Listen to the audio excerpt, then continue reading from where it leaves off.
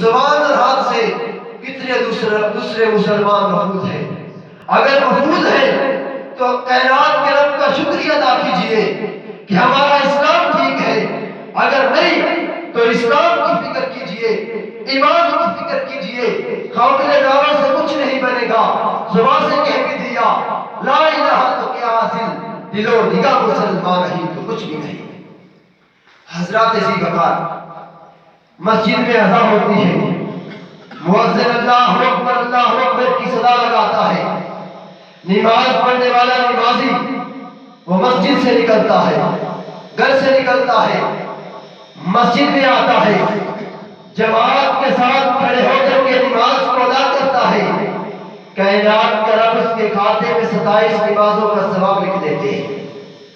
پھر وہی اذان ہوتی ہے، نماز پڑھنے والا نمازی وہ یا تو اپنے گھر میں نماز کو ادا کر لیتا ہے، یا تھوڑی دیر بعد آ کر کے وہ مسجد میں اکیلے نماز پڑھتا ہے، کائنات کا رب اس کے کھاتے میں 1 نماز کا ثواب لکھتے ہیں۔ وجہ کیا ہے؟